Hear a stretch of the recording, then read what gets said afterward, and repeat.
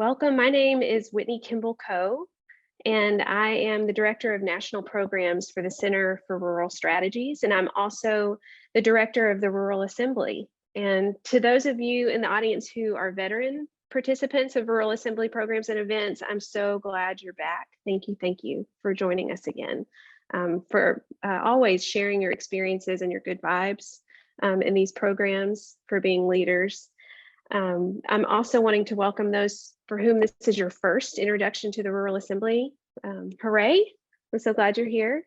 We're thrilled to welcome you to this movement of rural leaders and their allies who are working together to build a more inclusive nation.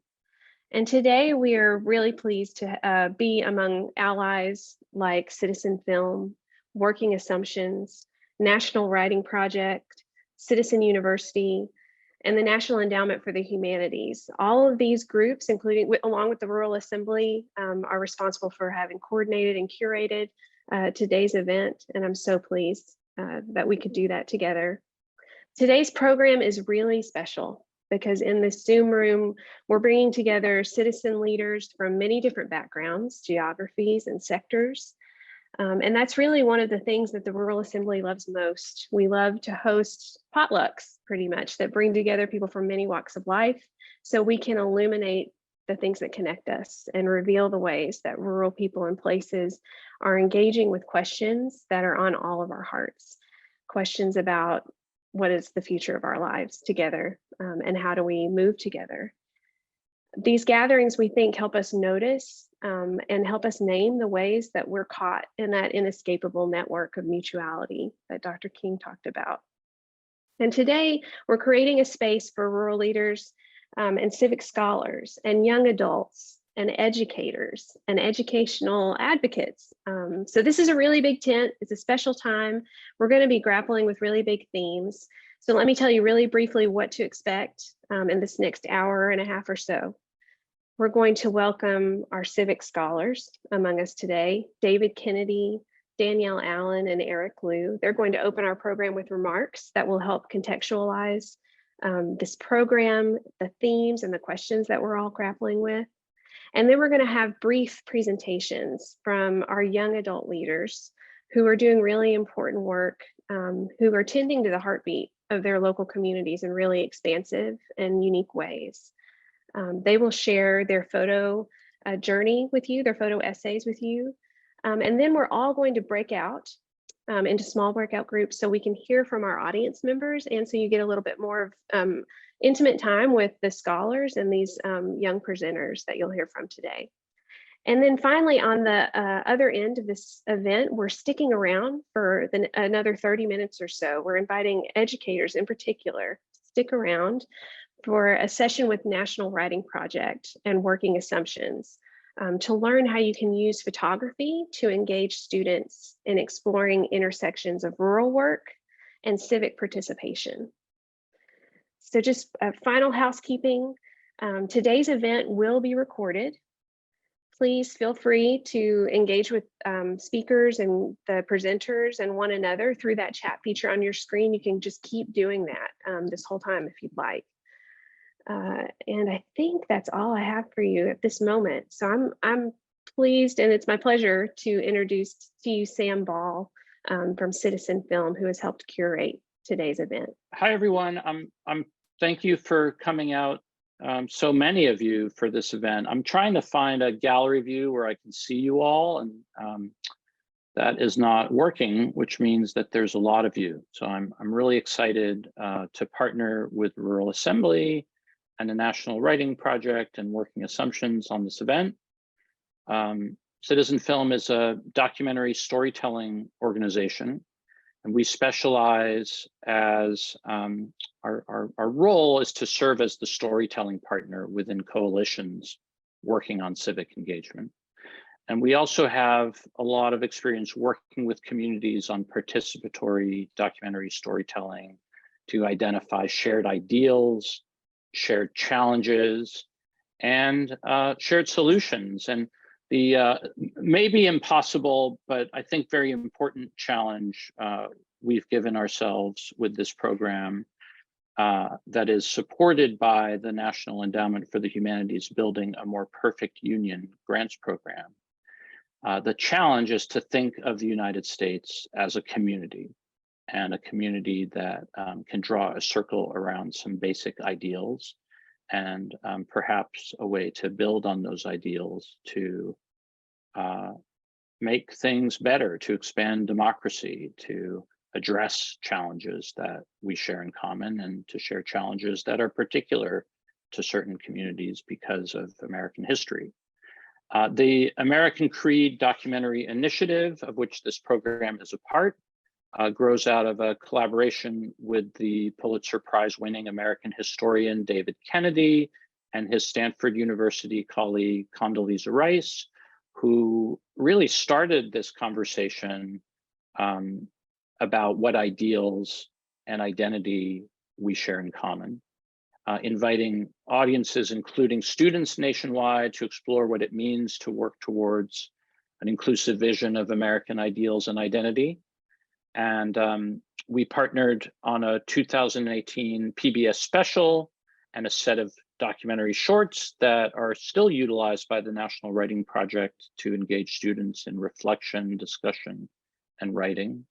And together with the photography organization Working Assumptions, we're working on a new set of documentary stories focused on young adult experiences of the challenges facing American democracy and their own communities, and some of the strategies they're developing to address those challenges. And with Professors Kennedy and Rice, and with Citizen University's Eric Liu, who was also featured in the 2018 PBS documentary and instrumental in our education campaign, we're piloting a new story-based education campaign that I think is very topical to what's going on in our nation today.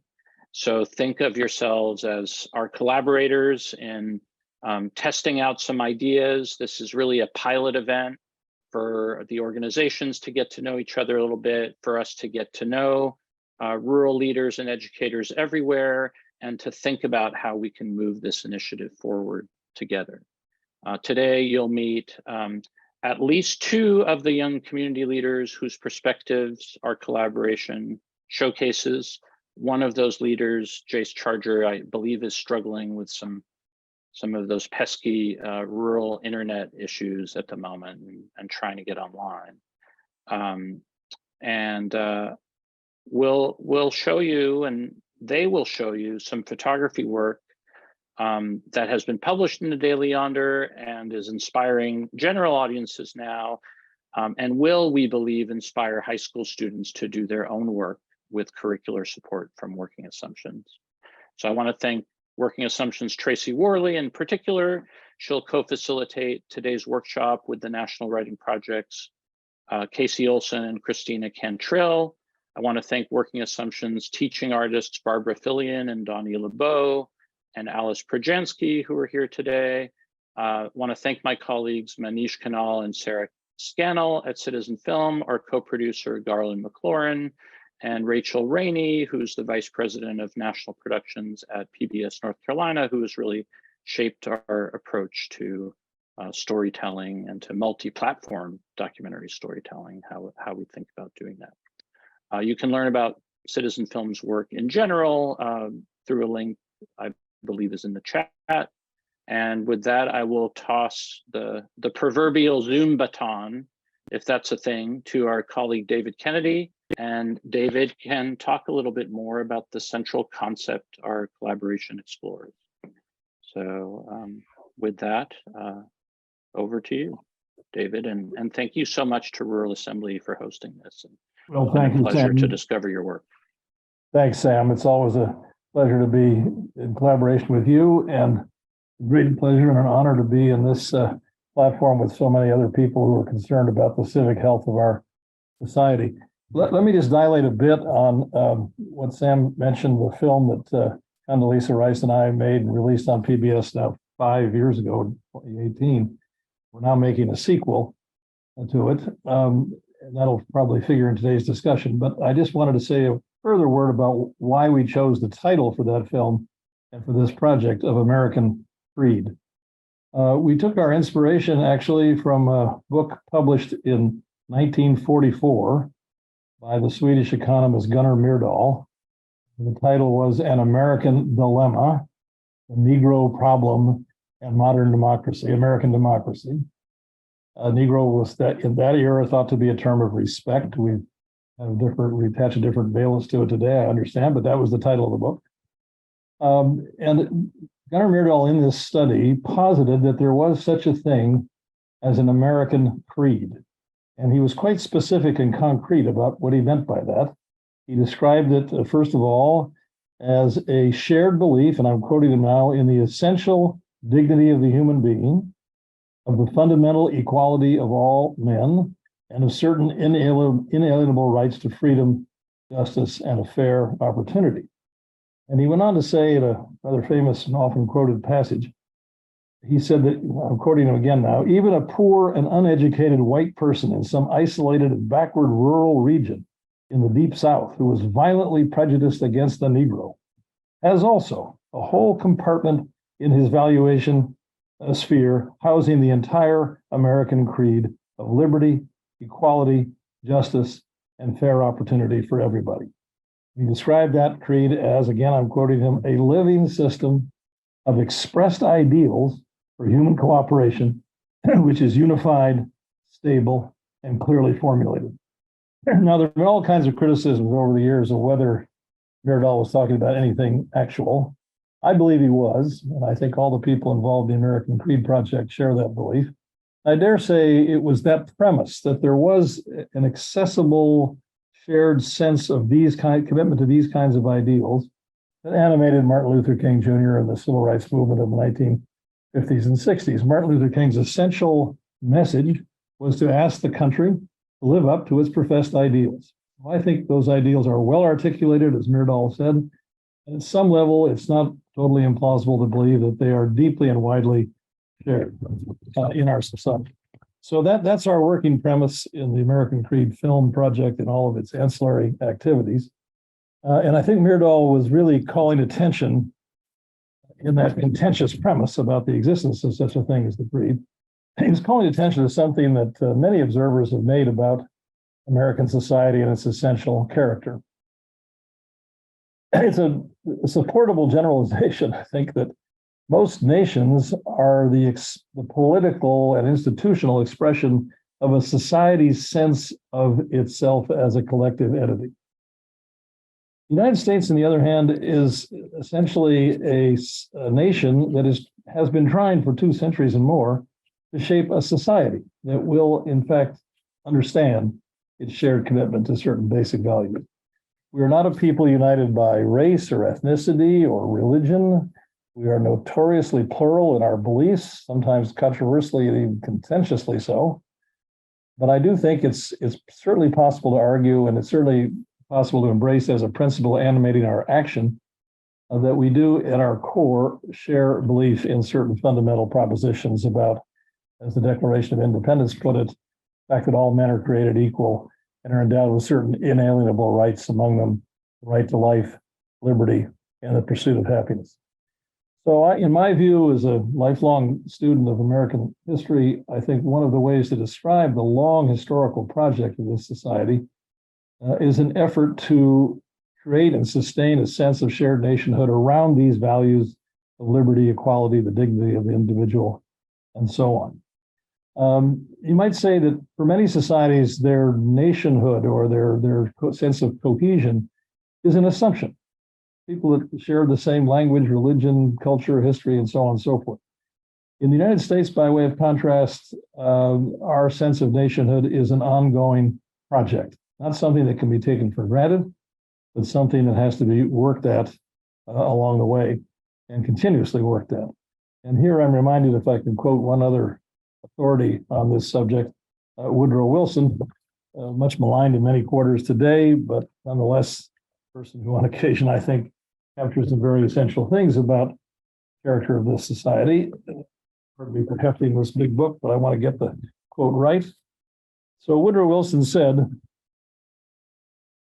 "Democratic institutions are never done. They are like living tissue. always a making. It is a strenuous thing, this of living the life of a free people. And I think that we should remind ourselves of the truth of that statement, that our civic identity, our ability to function as a society, and our need to be reminded of our shared ideals, so tellingly and eloquently captured in the Declaration of Independence and other documents, is a continuous project. And again, another of our founding documents, of course, is the Constitution. And let me remind you of some of the language in the preamble to the Constitution, where it says, among other things, the goal of having a Constitution is to create a more perfect union. So I think that's a clue that the founders understood, that they could not take for granted the shared sense of values and the unity of this people, that it was going to be an ongoing project to create a more perfect union. And that project first articulated the Philadelphia Constitutional Convention in 1787 is still a project with which we must engage today. So that's our animating principles, you might say, at the American Creed Project, based here in San Francisco Bay Area. And I do think I should mention, I'd be derelict if I didn't, that there's an institution here on the Stanford campus called the Bill Lane Center for the American West. I was the founding director of it some 20 years ago. I'm still engaged with it. And one of our principal projects, ongoing projects, is called the Rural West Initiative. So our area of action is, of course, the Western United States, 19 states actually, including Alaska and Hawaii. And we have annual symposia in places like Ogden, Utah, Santa Fe, New Mexico, Yakima, Washington, Missoula, Montana, Fort Collins, Colorado, coming up this spring, and other places around the West, where we try to make clear that even the famously snooty left coast political culture and institutional culture is deeply interested in the well-being of the rural West, as our project here that we're talking about today is interested in the health of rural institutions across the country. So I'll leave you with that and pass what Sam Ball has described as the virtual Zoom baton to my friend and former colleague, Danielle Allen. Danielle, over to you. Thank you so much, David. And thank you for the invitation to participate today. It's such an important conversation, and it's an honor to be with everyone. I'm Danielle Allen. I'm a professor at Harvard, a professor of political philosophy. But what I want to do today is take a few minutes to talk about my own civic journey.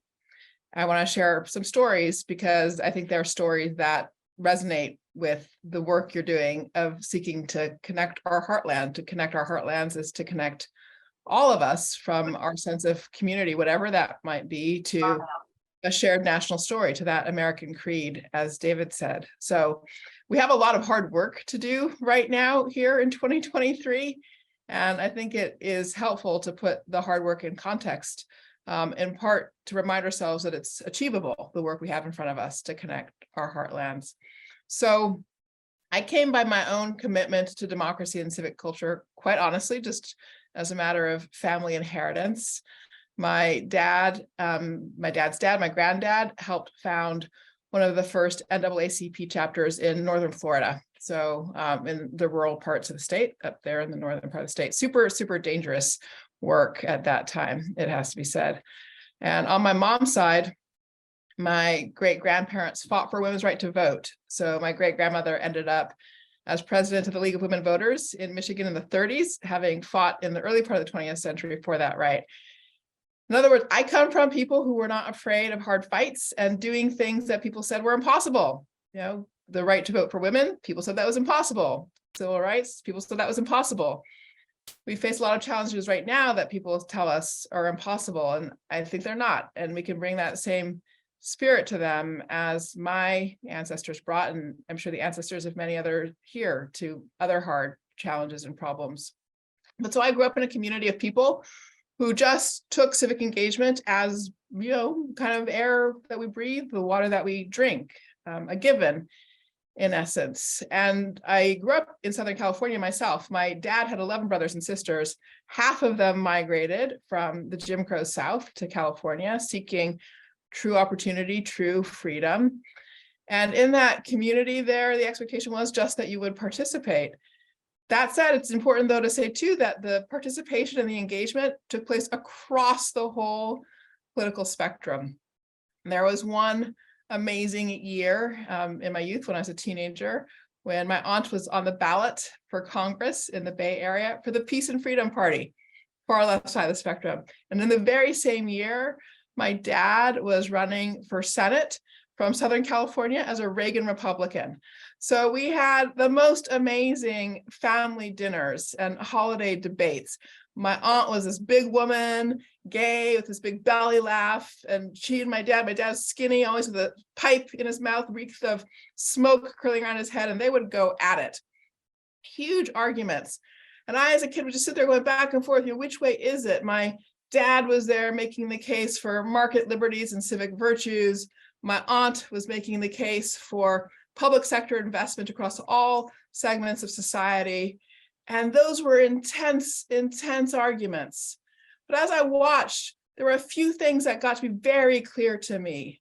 They disagreed mightily on the how, but they had an incredible shared purpose. They were both committed to empowerment for themselves, for their families, for their communities. They were committed to that project of self-government among free and equal citizens. And for all that they disagreed on and debated on the how, that North Star was shared between them. And at the same time that they shared that North Star, that's the American Creed, in effect. It was also the case that it was always clear that they were there for each other. They would have each other's back, come what may. It didn't matter how intense their disagreement was about the how. That bond of love, that sacred commitment to the other human being in front of them, that would never break, and it never did. That was my education in the American Creed, in our democracy, and what civic engagement means. That shared purpose around self-government, the idea that it is our job to find that foundation for empowerment for each and every one of us, for our communities and for our country taken all together, and that notion that we hold the human beings in front of us sacred. We respect their dignity. We hang tight to that tie, that sense of mutual respect. Now, I said civic engagement was just the air and water that I breathed and drank growing up, and so it was. So there's always the question of, when do these things become personal for any given person? For me, they became personal when I watched my own generation come up in the world. My parents' generation came up, and everybody kind of came up. They started out working class, lower middle class, the whole generation moved up. For my generation, that's not been the case. As we came of age, I watched what I call the great pulling apart. So some of us, myself, my brother, we got rocketed up on elevators of opportunity. Here I sit as a tenured professor at Harvard. I believe that is literally the most privileged job in the universe. Like, forget Jeff Bezos or any of those other gazillionaires. There is no greater privilege than having the combination of freedom and security that you get as a tenured professor at a university like this. So I know I've been given some of the greatest gifts that exist on this planet. And same for my brother, who's a successful executive in the corporate context. But I also have dead cousins, and not dead in any way that you can feel at peace about. Homicide, substance use disorder. And I have cousins whose lives have been marred by mass incarceration and struggles with mental health for which there hasn't been a reasonable response in the health system. That great pulling apart in our family that we've experienced, it coincides with the great pulling apart in the country. The 50 years of my lifetime, 51 at this point, I gotta be honest, keep counting, I can't just stop at 50. They have coincided exactly with the incredible rise of income inequality in the country, with the incredible rise of mass incarceration, with the incredible rise of polarization. These are the 50 years too, where we've seen the transition to being a country where the majority of people live in urban areas, and we have seen the great pulling apart between urban and rural stories and experiences. So here we sit. For me, it was losing my cousin Michael in 2009. That was my turning point moment. He was killed. That was the homicide story. He had served a long period of incarceration as well. And it was a point at which I began to put all my energies into trying to figure out how to get out of this great pulling apart, pull us back together again, change the world to bring opportunity back to young people, see if we could bring everybody up together. I worked on justice reform, we had various things that were clear bipartisan solutions, but we couldn't get them through. And that made me very frustrated with democracy as such. And that led me to turn to work in what I call democracy renovation. Here we are with all kinds of strain in our institutions. What we need, though, is not to protect just what we've had. What we need is to renovate this house we share for the future, for the world that we have now in the 21st century. And for me, the work of renovating our democracy, of achieving a house that has rooms for all and shared power for all, that starts with that linking of arms again, that connecting of communities, connecting our heartlands. That work of connection, of linking, starts from recovering that sense of that sacred respect we have for each other as human beings. So it's a pleasure to be here with all of you for the work that you're doing today. As you can tell, it means a lot to me. And I know since you've made time on a busy day in the middle of the week, it means a lot to you as well. That's super special. And I'm really eager to hear from the young people who are sharing stories today, because I know it's in their work, their words, that we have the chance to claim those connections and honor that sacred respect we have for one another's dignity. Thanks so much. And now, again, I'm going to pass the baton, the Zoom baton this time, to Eric Liu, founder and president of Citizen University, which is the leading organization in the country for securing the health of our civic bonds. Thank you, Danielle.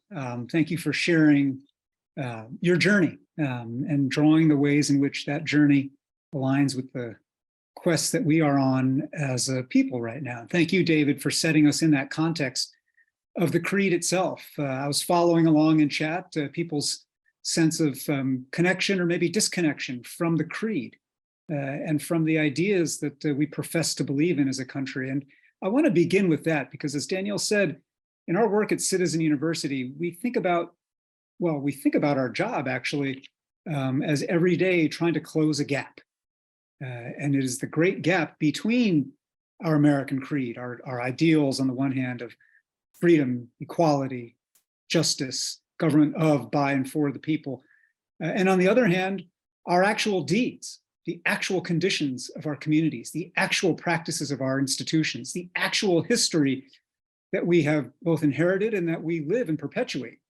And that gap, sometimes a chasm, sometimes just a gap wide enough to realize that you got to make a leap of faith to cross it. That gap is actually the American condition. It's not simply having a creed, and it's not simply having broken promises. It is struggling all the time to close that distance. In our work at Citizen University, we think about that, closing that creed to deed gap every day.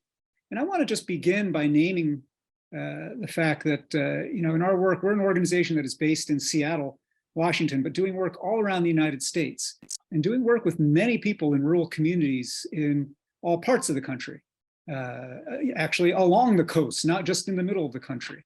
I myself grew up the child of immigrants in upstate New York, in Dutchess County, in the suburban part of a very rural county. And so all around us in our work at Citizen University, we are working with people just like the folks gathered in this Zoom room today. And when we think about citizenship, when we think about the challenge and the charge that we have to actually redeem our creed in the American heartland, however you want to define that, I want to share the way that we conceptualize citizenship, because we think about that not in terms of documentation status. It's not a matter of formal legal membership, passport holding, or membership in a sovereign native nation. What I mean and what we mean in our work when we speak of citizenship is something broader and more capacious on an ethical level. And you can think of it as being a member of the body, a contributor to community, someone who is a pro-social part of that community. And in that conception of citizenship, we define it often in this very simple equation, which is that power plus character equals citizenship. To live like a citizen fully requires both that we become fluent in power, and power is a language, that we learn the language of how to move other people, how to move ideas, how to move government, how to move social norms, how to move money, how to move all these different sources of power in civic life to achieve the ends that we wish to see. And to gain fluency in that language, to be able to read the map of power in our part of the country, in our part of the community, and understand the ways in which we don't show up on that map, but then also to understand and be determined to change that and to write ourselves into the map and into the story and the practice of power. That's one half of what it means to live like a citizen. And the other half is about character. And I don't mean the way that we talk about character so much in American life these days, which is like so much in American culture about the individual, about personal virtue, right? So much of the character conversation is about grit and about perseverance and individual diligence. And look, that's great. There's not a person in this room and in this gathering who doesn't have that kind of grit. When we're talking about rural communities and resilience and the ability to rebound from challenges, grit is real and grit matters. Grit is not what we're talking about when we speak of civic character. We mean character in the collective. What are the values and the norms that are necessary in order to hold a self-governing community together? Norms like service before self, reciprocity and mutuality, rather than just one time, one transaction, take what you can get. Norms of contribution before consumption. Norms of stewardship rather than pure consumption. Those kinds of norms don't just fall from the sky, they are formed. We are formed in them, just as we are formed or not formed in the fluency and power. And so that combination of power plus character is so central to how we think about citizenship in our work. And I wanted to give that framework to you because the young adults we're going to hear from today, and the stories that we are going to get a taste of, and the broader set of stories and lives that this entire endeavor, the work of Rural Assembly, that the project that Citizen Film and others have undertaken, that the kind of reflections, personal and otherwise, that the National Writing Project is catalyzing, these stories are about bringing to life the practice of power and the cultivation of character. In our work at Citizen University, we teach that that work can be done in a very simple way. To practice power means to be able and willing to change the game of power, to change the story of power, and to change the equation. And I've literally written a book on that, and I'm not going to get into that. But what I wanted to do is to put those ideas on the table, because the people we're about to hear from are all in different ways, changing the game, changing the story, and changing the equation of power where they live. And they're doing so not necessarily as people with formal authority and titles. And this is the other thing that I want to share with you in thinking about citizenship and giving ourselves a frame for what it means to live out the American creed. In our work, we don't speak about leadership and leaders so much, because the people who are making change in our country, the people we're going to hear from in a moment, may or may not have a formal title that's capital L leader, capital L officer of this club or organization, but the language we use instead is catalyst. Not everybody is a leader in a formal sense, but everybody is and can be a catalyst. Everybody, wherever you sit, whatever power you may think you have, has the capacity to catalyze change, to set in motion a cascade of new attitudes, new behaviors, new norms, new understandings of what we can do and what we can be. And I'm delighted now to introduce you to three of these civic catalysts who are co-creators of this ongoing American Creed Citizen Power documentary initiative. And their work as part of this initiative has been incredibly inspiring to us. And as part of that work, these young community leaders from all around the United States have been photographing for the Daily Yonder media platform, which, as hopefully you all know, is affiliated with the Rural Assembly, one of the country's leading sources of, leading examples of changing the narrative and changing the story as a way to build power. And they've been photographing their own approaches as practitioners of power and character, their own approaches to building power from the bottom up. And so I'm going to tell you about all three of them briefly here, and then toss it back over to Whitney to introduce them here and to begin their presentations. So the first one we're going to hear from today is Sam Schimmel. And Sam is going to show us how the Kenichi tribe adapt its subsistence hunting and fishing traditions to new environmental and economic realities. Sam is somebody who I've gotten a chance just today to connect with, and is able to kind of connect these stories and these practices that feel ancient but are also incredibly relevant today, and to speak those different kinds of languages and vernaculars of time and place and being. After Sam, we're going to hear from Jonathan Blair, who looks at how family histories in a deeply rooted Appalachian coal mining economy informs his community's efforts to provide higher education and to forge a sustainable future for young people who want to stay in the region.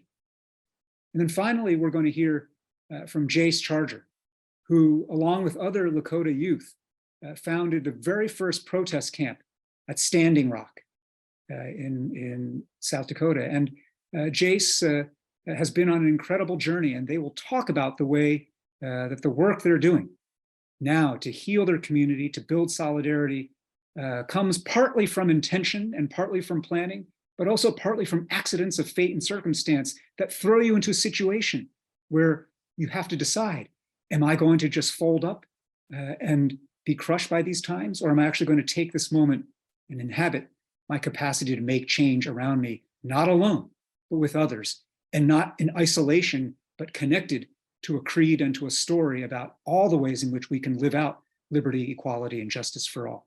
Each of these three civic catalysts are going to take us through stories of care and resilience that they're documenting with help of a camera and a teaching artist provided to them by the photography organization Working Assumptions, which is working in deep collaboration with Citizen Film. And so with that, I'm just so pleased now to introduce first Sam, who's going to discuss his viewfinder project first, and then he'll go on to Jonathan and to Jace.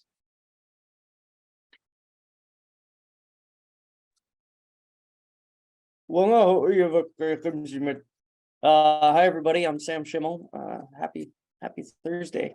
You know, when embarking on this project, Sam first came to me and we got in this conversation of how do we see the future of America? How can we make sure that our young people are prepared to lead, are able to engage and able to overcome adversity, especially within this ultra divided political climate that we sit in today. And I look back within my own community to see how we're doing it. I run a number of things, including Operation Fish Drop, which is directly in line with the goals of this project, which is essentially to make sure that our communities can get past politics and access something that goes beyond it. When it comes to our indigenous communities, especially in Alaska, our subsistence transcends politics. It transcends time and it transcends place. It's something that we have done forever, and it's something that we do together. And so this story here, this viewfinder project, follows kind of the subsistence journey of our net fishery on the Kenai. And so here's some photos. So let's move on to the next one. So, you know, everything starts with an opportunity, whether it be civic engagement or catching fish. For us, we set out our nets with the hope of catching something to eat, and we also embark on journeys of change in order to try and change things, to bring about policy, to bring about new political questions. And so what you see here is me checking one of our subsistence nets right just south of the Kenai River. I saw that there was a few Alaskans on the call. I'm sure many of you guys have been down here, but that's what this is.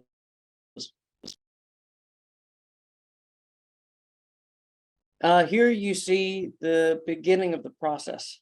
After you've set out your nets, you have to come together to begin picking your fish. When I was a little kid, we would always carry our fish back by hand, but now we got a 4x4 and it makes it a little bit easier. And you know, it's a responsibility that you're put in by fishing. You're given the opportunity to fish with the understanding that I'm sorry, I was looking at the chat, with the understanding that you'll be taking care of the fish, that you'll be feeding yourself, that you'll be feeding others. And so let's go to the next slide. You see here, there's another very important part of our fishing traditions. You know, there was a Alaska Native leader who was really influential in the passage of the Alaska Native Claims Act. And his name was Roger Lang, and he helped found something called the AFN. And essentially what it is it's our Congress for Alaskan Natives. It's the group that sets forward the policy goals for all of us. It's the group that tries to ensure that our voices are heard. And one of the biggest things that he always talked about was speaking with one voice, having unity, having cohesion and being able to set aside things that we disagree about to practice things that we do, to come from a common understanding to attack larger issues that affect all of us. And that common understanding for our Native communities is built right here. It's built in the intergenerational knowledge of subsistence. Just like our ancestors caught and cooked fish and ate fish, we do the same. We might change a little bit when we use a aluminum table and a steel knife rather than an ulu or some grass. But it remains, the teaching remains the same. A teaching of responsibility and a teaching of a commonality. You know, we're always told that our future lies in our traditions. If we look back into the past, we will be able to overcome anything. Let's go to the next slide here. As you can see here, this is one of my cousins, Julianne. Another large part of this fisheries process is you catch your fish, you cut up your fish, and then you smoke your fish. This allows salmon to be stored for up to 2 years without being refrigerated. You can just hang it in a cold, dry room and it'll stay good. And right here you see her picking up cottonwood. And I think this is a story of, you know, you can't ignore what might seem like something small. When you go out onto our beaches, they're littered with cottonwood bark, and it doesn't seem like it could be really used for anything. Small and salty, and it's too hard to really carve or anything, and it's too brittle to make anything with, other than maybe some little face figurines. But it is what smokes our fish. It is what preserves our food. And so in something that seems insignificant is really one of the core portions of what allows us to continue our traditions. Next slide. It's the same photo here. What you're looking at also is an old, it's called Agrium. It was the largest fertilizer producer in the world for a long time. And these are their docks. They utilize natural gas and other resources from the area to be able to create fertilizer. And that's since gone away. So a lot of jobs that were associated with Agrium are no longer in our community. So you see here actually, let's just go to the next one after this. Perfect. What you see here is, again, that intergenerational transfer of knowledge. This is the smoking of fish. You know, when we smoke our fish, we cut it into thin strips, hang it to dry, and then smoke it for about 2 weeks until it becomes translucent and the moisture is until the moisture is gone out of it. And this is something that has been done forever. This is something that has been done by our grandparents, their grandparents, and the people that came before them. It is a tradition that is known throughout most of our communities, especially our Alaska Native communities. And it's something that doesn't change. You know, in a world where things are always and constantly changing, this doesn't change. You cut your fish the same way, you hang them the same way. You see here my Aunt Marianne, who's on our tribal council and really fought hard for our subsistence rights. You see her checking to make sure that the tail end of the fish is the part that is in the cotton rope there. If you do it the other way, it'll fall off and you'll lose your fish. But this is something that doesn't change. You do it the same way, generation between generation after generation. It's something that when you're doing it, you're beyond you're beyond time in the practice of that tradition. Let's go to the next one. This is one of my uncles, Bill, Marianne's husband, cutting up some twine to be used. Let's go to the next one. You can see here also one of the really important pieces that I'm really trying to articulate here is that salmon is what our community comes together around. Our traditions are based in it. Our idea of reciprocity is based in it. Our seasons are based upon. So everything's built on this idea of, community. You can't have community of just your peers. You can't have a community that has no history. You can't have a community that doesn't understand where it comes from. And so one of the really, really important parts of this whole fishery and this whole idea of subsistence is that there is learning involved. Your traditions are held by your elders and passed down to our generation, and there's an expectation that we'll pass them down to our kids. But there's also an expectation that we use those traditions to provide for our old people. And so in this way, generations are linked together through subsistence. You don't have bifurcated, trifurcated, you don't have divided age groups. And so everybody is still able to come together. People are able to learn from those old people and learn from the mistakes that are made in the past. That way we don't make them in the future. So here you see more salmon drying. You see really mentorship happening here. On the right's my Aunt Ronette, and then on the left is Marianne. And they both sit on our tribal council. They both are part of the 7-person body that makes our policy, decides our priorities, spends our money, and tries to generate revenue for our tribe. They deal with political issues every day that are more entrenched than anybody can ever imagine. If you think Washington, D.C. is rough tribal politics, where the interests are just as strong, but everybody's related, and you've grown up with everybody. And so what this is a way for them to get past any type of divide that exists. When we are cutting fish, we're all the same.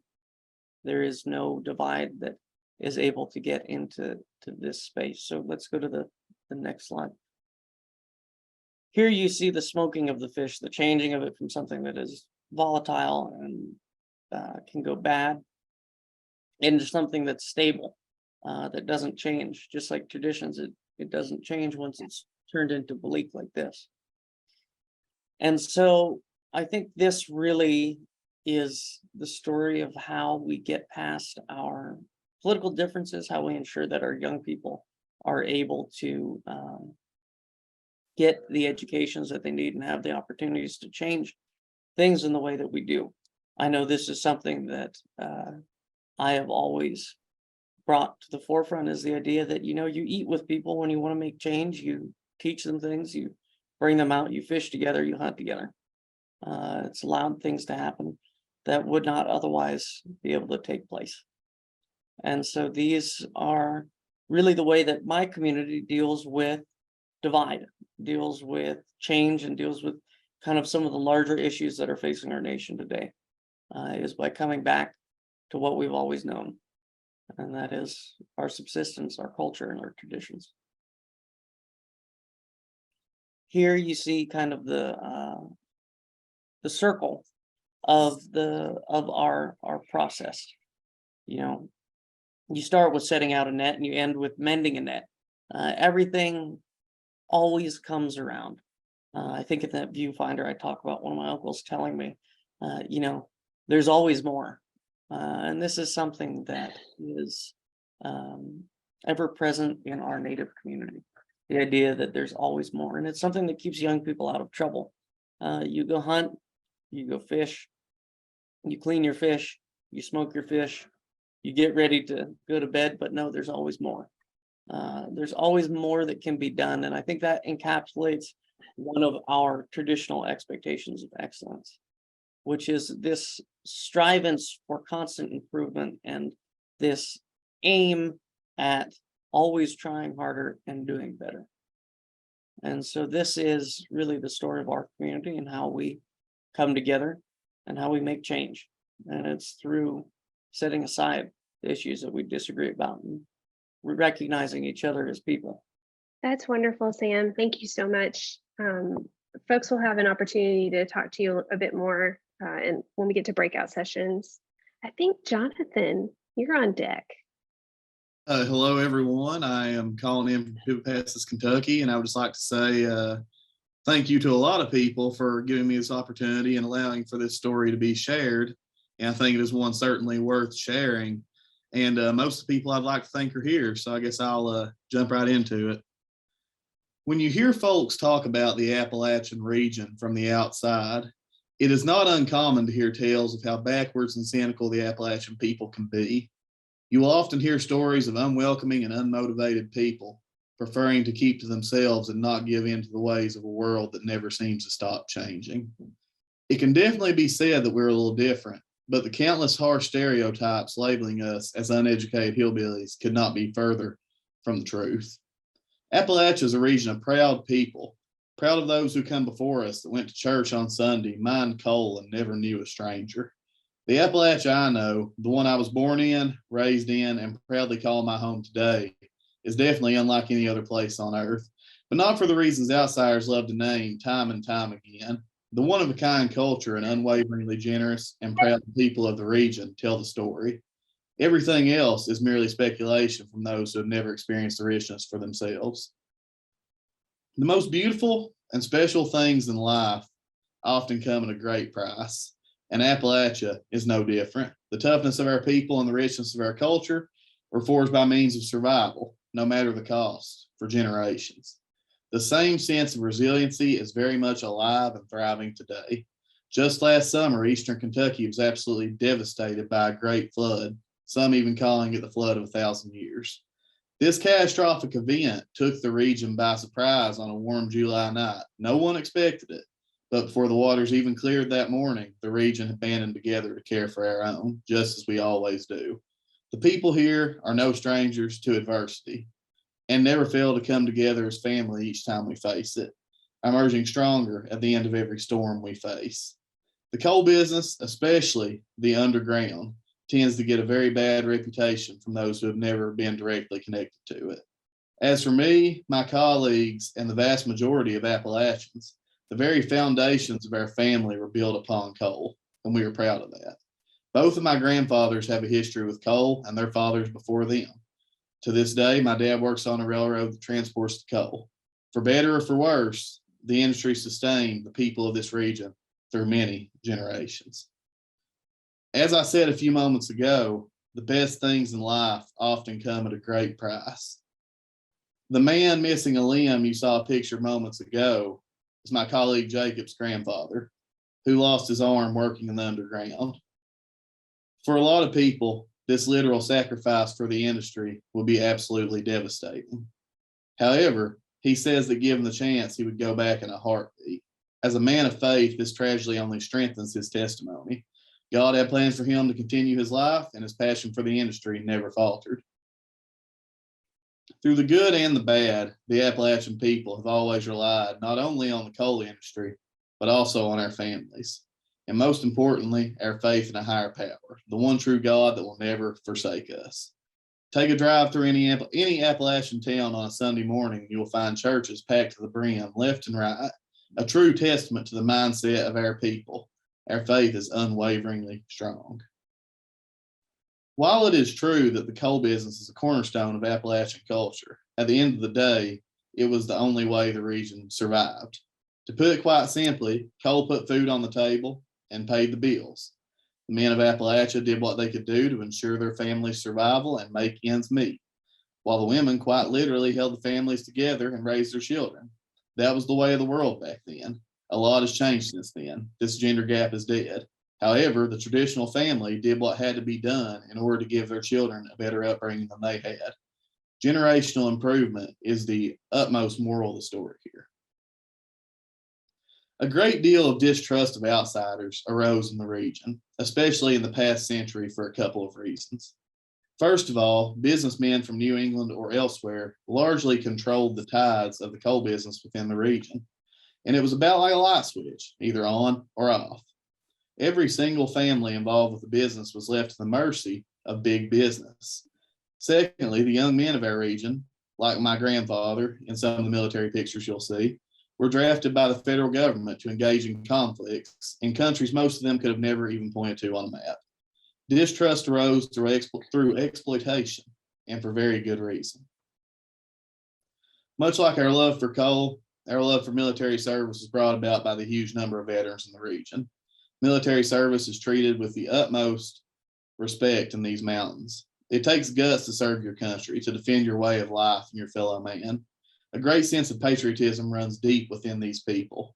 Almost every house flies an American flag, and truth be told, we would never have it any other way. Our blue-collar roots run deep as the mine shafts our ancestors crawled through so that we might one day be able to give our children a more comfortable life than they were able to give theirs. Generational improvement is a major goal within these mountains today, and the ultimate key to ensuring a sustainable future here. Thankfully, our blue-collar roots have provided us with an exceptionally stable foundation to stand upon in order to motivate us in our pursuit of higher education. We want it so badly because we do not just want to survive anymore, we want to thrive. For generations, the rich culture in these mountains has been a masterpiece in the making.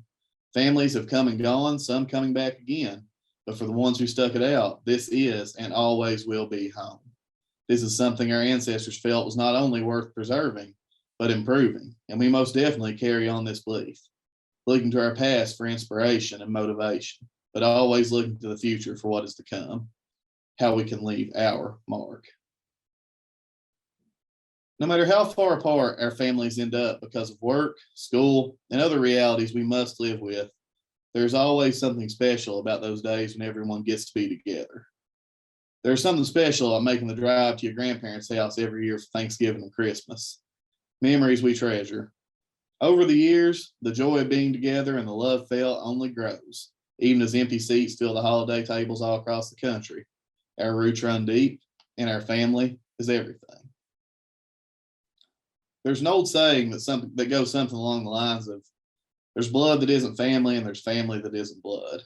With that being said, I'm an only child, which has been a little awkward growing up. I did not enjoy many of the experiences I would have had if I had siblings.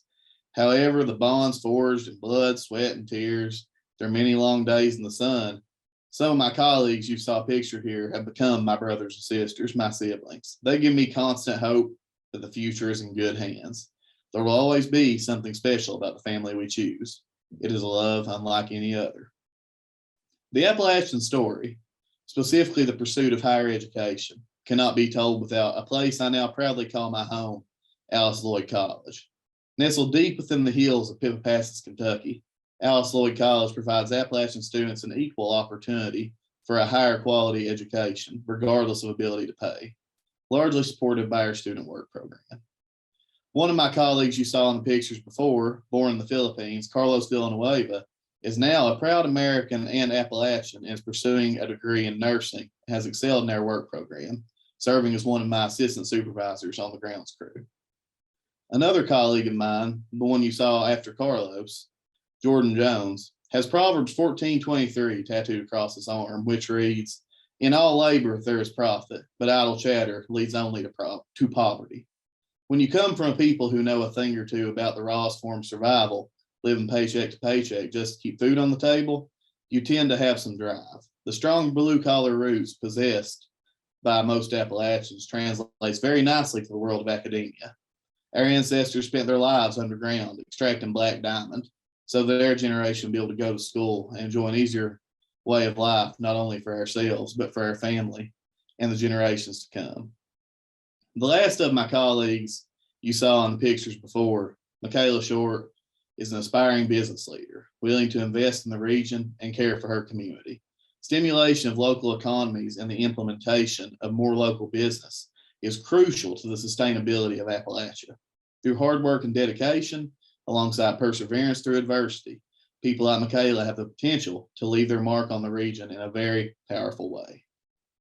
The Appalachian story is one that cannot be told without an emphasis on our deeply rooted history within the coal industry and the sheer will and determination of our people to survive.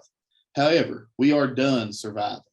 Day after day, the world continues to put a time stamp on how much time they believe the coal business has left. But this time we will be ready. Our generation is not only willing, but desires to do whatever it takes to ensure our home has a bright future, one worth sticking around for. After all, this is home, and nothing will ever change that. These mountains have always been my home, and they always will be. Like many others, I plan to do my part to contribute to the sustainability of the region. And for me, this means an investment in higher education. Upon completion of graduate school, I plan to join the educational field in the area to some capacity, eventually as a professor or administrator at the collegiate level. The people here are absolutely brilliant and have the heart and toughness it takes to succeed and build something here. They simply need options that work for them. My time in the work study program at Alice Lloyd has taught me anything. It is that tough roots produce incredible leaders and scholars. Our generation is committed to this region. The future will be as bright as we make it. Thank you, and God bless you all. Thank you so much, Jonathan. That was really powerful. So, Jace, we look forward to hearing from you next. Thank you. Hello. It's good to meet y'all. In the beginning of this project, I had originally scheduled a group of rural youth from my community out in the rural lands of Takini to do like a gathering of medicine project. But when this instance, when a couple of days like before this event was supposed to happen, we had the tragedy in our community. It was a result of gun violence that I helped plan a concert that this happened at.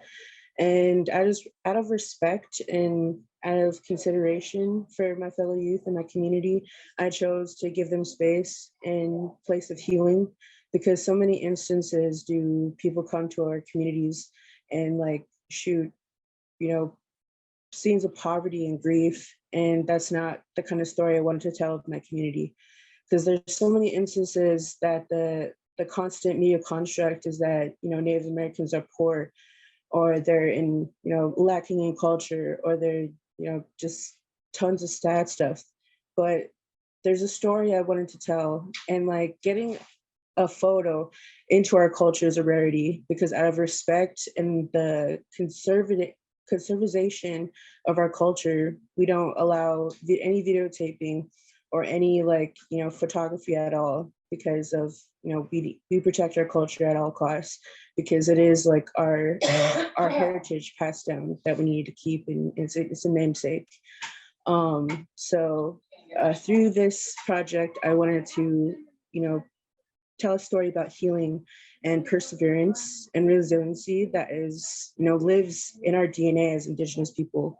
Not only because of our striving perseverance to get through all the struggles that our generations ago, that our ancestors strove through, multiple fights, not only on a civic level, not only on a humanities level, but on an environmental level. Because as Indigenous people, as the first Americans of this land, the term American Creed is kind of like our day-to-day life, how we live with the land, how we interact with it, and how our experiences and our movements and everything we do on a day-to-day life affects the environment around us. And I wanted to tell a story about healing and perseverance, and show the beauty not only of the land itself, but the creatures and the environment that we live in, and how that affects our day-to-day life and our stories.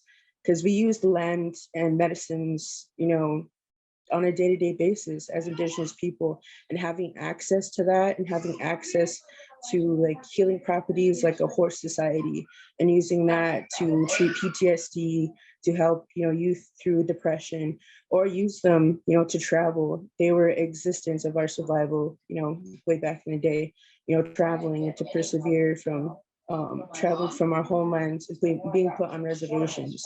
So we developed these horse societies, these relationships with our animals, that we have to coexist, that we were thrusted into this environment because of what America has become today. And trying to navigate through that as an Indigenous person and as a young person is definitely difficult, but it's not without its challenges, and it's not without its rewards. Because as we go through our difficulties, whether it be generational trauma or dealing with generational PTSD because of the boarding schools, of being displaced, or the Indian Relocation Act, we're sending Native American families into bigger cities disconnected from their culture. but telling the story from the rural Native American story, like of a young person growing up, in this environment that was meant to put us down, to trap us, to imprison us, to contain us, and separate us from our families and our relatives, and to show how we can live in existence and cultivate our land. And I really wanted to focus on sage because it's a necessity in our day-to-day life. We take it for granted sometimes because there are other places, in California and Sacramento where it's actually illegal to harvest sage, to deny communities access to a sense of healing, a source of renewance of not only your cultural experience, but your mental health and your just overall well-being. And so, using these pictures and using the knowledge that has been handed down from our elders to the younger people, how to sustainably harvest sage, how to not harm the environment around you, but how to live with it and tell that story from a native lens, like a Native American's perspective and a young person's perspective. Because as the generations go and as our civic duties evolve, into this ever-growing, environment of fighting for change and fighting for our rights. And that picture changes every generation, but telling the story from a different lens, from not producing poverty porn or anything, but telling a story of hope and resilience of a culture that is still alive after hundreds of years of attempts of annihilation, and the beauty in the culture that has survived along with us. And using these tools, these indigenous tools and these relationships that have been passed down and taught to us as skills and coping skills and as, moments of creating our characters and, giving our youth, the tools and, the things they need to survive and have their voice and to feel like that they matter, and to show the beauty of not only our reservations and our rural areas that we've so strongly tried to protect, but also to show the beauty within ourselves, because there's so many stereotypes of what indigenous people are, but rarely do people get to see the actual raw nature of our resilience and then our culture, because it's so hard to get a picture of our culture because we protect it so fiercely. But I wanted to share this story because it's a story about my day-to-day life and other day-to-day life of my fellow Native Americans who are in the trenches, working in our communities to build it up. And not only from the land, but within our tribal government, because in self-governance as a tribal entity is definitely it's a smaller pool based on a project that became America. But to navigate that and to move through that and to remind ourselves that the intersectionality between indigenous justice, environmental justice, and social justice are all interconnected through us as indigenous people, because you cannot talk about one without talking about the other. And to show the beauty and the resilience of our Native youth and their capability to understand so much if they're giving the right tools and the right platforms to discuss about their needs and that their wants, and to give them the power, to give them that mic, is something that I have personally been working on, not only through my civic duties and feeding the people, giving youth opportunities to get outside their comfort zones and to tell their own story, because very, very rarely do young people get the chance to tell their own story by themselves. It's always been told by someone else. And honestly, because it is our duty to build the generational gaps between the elders and me, and people like me and the younger people, because that knowledge, as indigenous people, we are oral historians, talking about and conversating, giving the tools to our elders to tell their stories that they never got to tell, and to let them write their own journey down while they're still here, and to share those on with the next generations. In this picture right here, she's cutting twine to helped me and to describe the process of the drying process and the preservation of sage, because we share like with our elders, we give it as gifts. We don't only use it as a healing properties, but we also use it to honor and protect our spaces. And this is like my auntie helping me with that. And like, this is another picture about the drying process. We save the seeds, we preserve it, we hang it up and we dry it, and then we share it with our friends and families, because protecting the access to our cultural needs is the epitome of my civic duty in my tribe. And to give that torch, that microphone to my elders, and to have them as wisdom keepers share their stories is like my personal journey. And like, those stories will become mine, and to pass those on through photos like these, and to share like their memories while they're still here is an amazing opportunity. So I really wanted to thank for everybody for giving me this opportunity and giving my community this opportunity to shed a different light on a ongoing Native American crisis, and to give hope that we can change and rewrite our own story in our own eyes. So yeah, thank you guys. No, thank you so much, Jace. We were all live right now. We applaud for all three of you, and for our civic scholars.